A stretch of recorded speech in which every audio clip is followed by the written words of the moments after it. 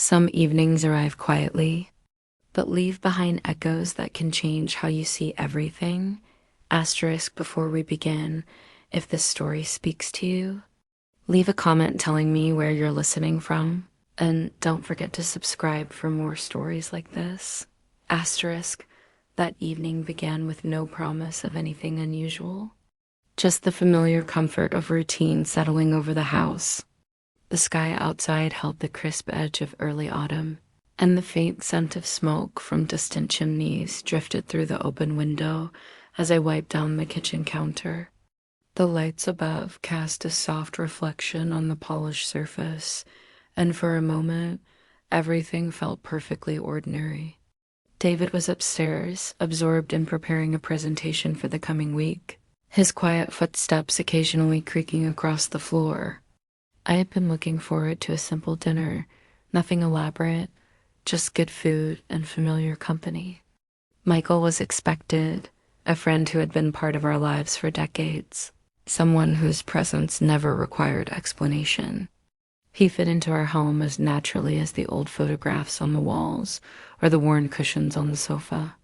When the doorbell rang, it was right as the sun slipped behind the trees, painting the room in warm, fading light.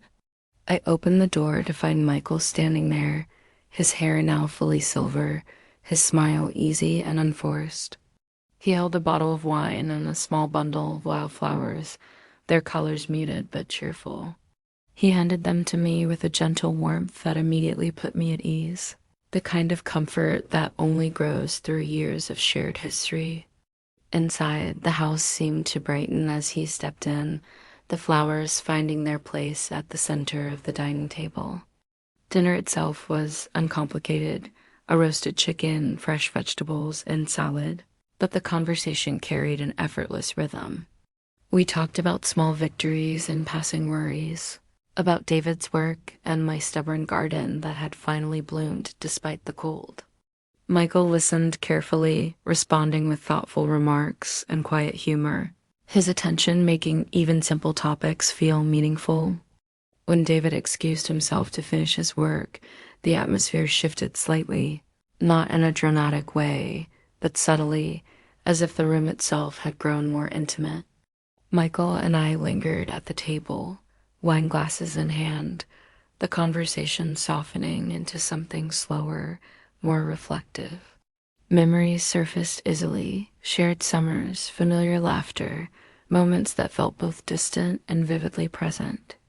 There was a quiet sense of nostalgia in the air, and though nothing had been said outright, I felt the evening beginning to move in an unexpected direction, as if something just beneath the surface was waiting to be noticed as the evening deepened. The dining room seemed to hold its breath, wrapped in a calm that felt intentional rather than accidental. Michael leaned back slightly, his fingers resting against the edge of the table as he spoke, and I became aware of how carefully he chose his words, as if every thought mattered. He asked if I remembered a summer long ago, a trip to the lake when everything felt lighter and time seemed endless. The question itself was ordinary, but the way he asked it carried a softness that caught me off guard. The memory returned instantly, bright sun on the water, laughter drifting across the dock, and the easy certainty that life would always feel that simple. I smiled, surprised by how clearly I could still picture it, and told him it was impossible to forget a time like that. As we spoke, the conversation slowed, taking on a reflective tone that felt different from our usual exchanges. Michael's gaze lingered with a sincerity that made me pause, and when he spoke again, his voice dropped just enough to feel personal. He said I had always noticed things others missed, that I had a way of understanding people without needing them to explain themselves. The comment was gentle, but it settled heavily in my chest, not uncomfortable, just unexpectedly honest. I found myself unsure how to respond, aware that something had shifted between us, subtle but undeniable. The silence that followed wasn't awkward, it was full, as though we were both acknowledging a thought neither of us was ready to name. Eventually, Michael glanced toward the hallway where David was working and mentioned he didn't want to intrude.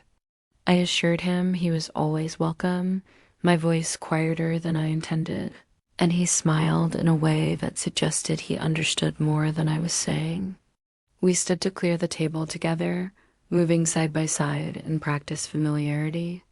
When his hand brushed against mine, the contact lasted a second longer than necessary, just long enough to be noticed. It was a small moment, but it carried a quiet intensity, like a question left deliberately unanswered. Later, with the dishes done and the house dimly lit, we moved into the living room. The fire cast a warm glow, shadows dancing softly along the walls as we talked about books, films, and small moments that had stayed with us over the years. There was no urgency, no sense of crossing boundaries, just an ease that felt profoundly intimate in its restraint. When David finally called it a night and headed upstairs, Michael stayed a little longer, as if neither of us was ready to let the evening end. When he eventually rose to leave, I walked him to the door, feeling a mix of calm and anticipation I couldn't quite explain. After he left, I leaned against the closed door for a moment, breathing deeply, aware that something inside me had shifted. Not loudly or dramatically, but in a way that felt lasting and quietly significant. The morning after carried a softness that felt almost intentional, as if the sunlight itself had decided to linger a little longer.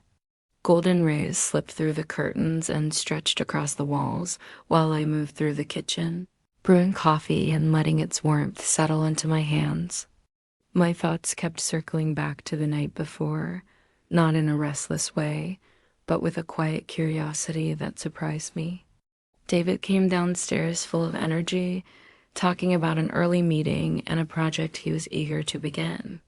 I listened, smiled, and responded at the right moments. Yet part of my attention remained elsewhere, replaying the gentle cadence of Michael's voice and the way our conversation had deepened without effort.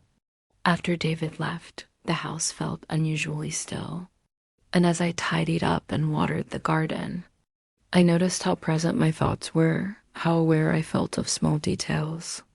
The sound of water soaking into the soil, the breeze brushing past my arms. Later that afternoon, my phone buzzed with a message from Michael. It was simple and kind, thanking me for the evening and saying how much he valued our time together. The words were brief, but they lifted my mood more than I expected, and I replied with the same warmth, careful not to overthink it. That evening, we decided to meet again, nothing formal, just tea on the back porch while David stayed late at work. The air was cool and fresh, carrying the scent of damp earth after a light rain. We sat facing each other, mugs warming our hands, and began with light conversation. Books, music, small observations from our days. Gradually, the discussion grew more personal, unfolding naturally as if it had been waiting for the right moment. Michael spoke about his travels, the quiet lessons he learned, and the way certain moments stayed with him long after they passed. I listened closely, realizing I was seeing parts of him I hadn't noticed before, layers shaped by time and reflection. At one point, he paused and asked whether I ever felt that life offered its most meaningful moments when you least expected them. The question resonated deeply, and I admitted that those were the moments that stayed with me the longest, the ones that didn't announce themselves loudly but left a lasting impression. He nodded, meeting my gaze with steady sincerity, and said the night we'd shared felt like one of those moments to him. There was no pressure in his words, just honesty. We talked for hours, laughter weaving easily between thoughtful pauses until the porch light became our only illumination. When he reached to adjust the blanket around my shoulders, the gesture was simple and caring, and his quiet smile said more than anything else could. As he left that night, the house seemed fuller, as if it had absorbed our conversation. And I realized that this connection, gentle and unspoken, had already begun to change the way I understood intimacy and presence. The days that followed settled into a quiet rhythm that felt both familiar and newly charged, as if something subtle had been added to the air without disturbing the balance of daily life. Michael's visits became more frequent, never announced, with importance just natural moments that fit easily into the spaces between responsibilities and routine. Sometimes he stopped by for tea, other times for an unhurried conversation that stretched through the afternoon, and occasionally for a slow walk through the garden where words felt optional. Each meeting carried a gentle anticipation, not excitement, in the dramatic sense, but an awareness that these moments mattered. One evening, as the sky shifted from pale blue to soft shades of pink and violet, Michael arrived while I was finishing up in the kitchen. The house felt instantly steadier with his presence, as if it recognized him. We settled into the living room with the windows slightly open, letting in the scent of damp earth and late blooming flowers.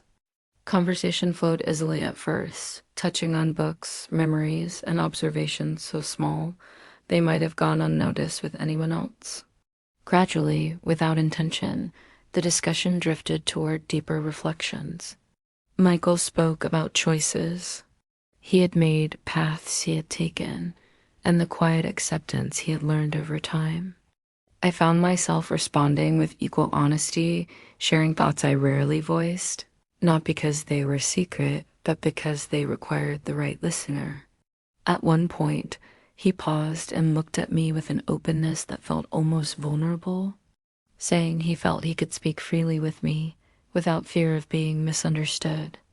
The admission tightened something in my chest, and I confessed that I felt the same, that our conversations had become a rare place of ease and understanding. The silence that followed was calm and unthreatening, full rather than empty. As evening deepened, he suggested a short walk through the garden, and we stepped outside under a sky brushed with early stars. The path beneath our feet crunched softly, and the night air carried the faint scent of jasmine. We stopped beneath the old oak tree at the far edge of the yard, its branches stretching wide overhead.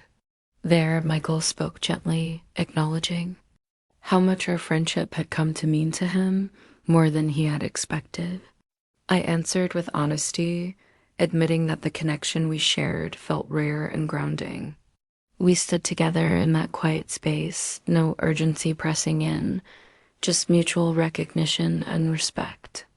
When we returned to the house, words felt unnecessary.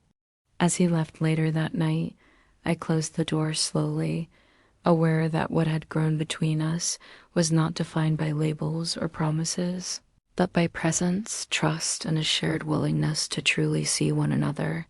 The weeks that followed unfolded with a gentle steadiness, as though life itself had adjusted to accommodate the quiet depth that had grown between us.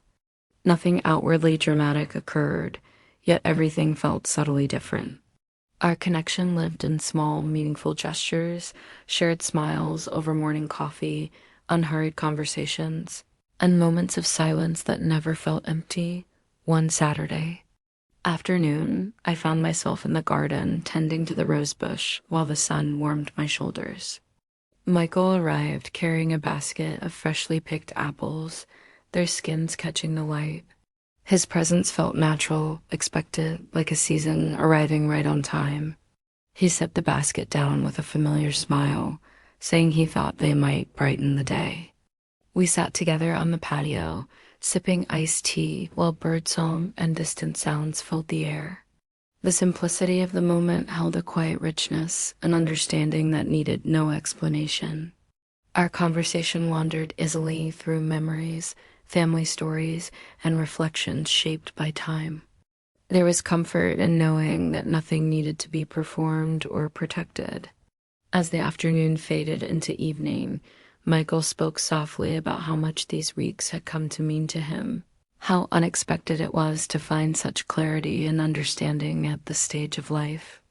I listened, feeling the truth of his words resonate deeply, and admitted that I felt the same, that being seen and heard so completely was a rare gift. We lingered in the fading light, neither rushing the moment nor trying to define it. That night after he left, the house felt warm and settled, as if it held the memory of our conversations within its walls. Lying in bed later, I reflected on how quietly everything had changed. There had been no dramatic turning point, no single decision that altered the course of events. Instead, it was the accumulation of shared presence, honest listening, and mutual respect that had reshaped something inside me. I realized that connection does not always announce itself loudly. Sometimes it arrives softly, through consistency and care, and leaves a deeper imprint than anything fleeting or intense. This experience taught me that emotional intimacy can exist without disruption, that growth can happen gently, and that some of the most meaningful relationships are built not on expectation, but on understanding. As life continued forward, I carried with me a sense of gratitude, not just for Michael, but for the reminder that even in familiar lives, there is room for discovery. The future no longer felt uncertain or urgent. It felt open, grounded, and quietly hopeful, shaped by the knowledge that genuine connection, when allowed to unfold naturally, has the power to transform us in the most lasting and meaningful ways.